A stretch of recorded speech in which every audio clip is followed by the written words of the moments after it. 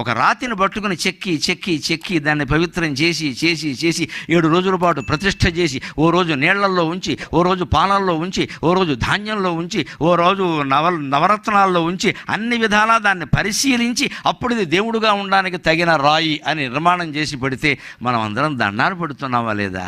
రాయి దేవుడయింది, మనిషి ఎందుకు దేవుడు కాడండి? అర్థం లేని మాట. రాయి దేవుడు అవుతోంది నీ దేవాలయాల్లో గమనించుకో. నువ్వు రాయివి కాదు కదా, మనిషివి. ఇంకో ప్రశ్న వేస్తున్నా, మనిషి ప్రతిష్ఠించిన రాయి దేవుడైనప్పుడు దేవుడు ప్రతిష్ఠించిన మనిషి ఎందుకు దేవుడు కాడండి? దేవుడు ప్రతిష్ఠించాడు కదా. మనిషిని ఎవడు ప్రతిష్ఠించాడు? దేవుడు. మనిషి ప్రతిష్ఠ చేసిన రాయి దేవుడు అవుతున్నా, దేవుడు ప్రతిష్ఠ చేసిన మనిషి దేవుడు కదా. నీలో ఉండే దేవుడు నువ్వు గుర్తించలేకపోతున్నావు. దెయ్యాల ఆలోచనలన్నీ వస్తున్నాయి, కమ్మేస్తున్నాయి. దాన్ని పోగొట్టుకోవచ్చు, విధానం ఉంది. పురుగైనా పువ్వుతో స్నేహం చేయడం వల్ల దేవుడు పాదాల దగ్గరికి వెళ్ళింది, స్త్రీల శిరస్సులను అధిరోహించింది. రాయి అయినా విగ్రహంగా ప్రతిష్ఠ అయ్యేసరికి దేవుడైంది అది.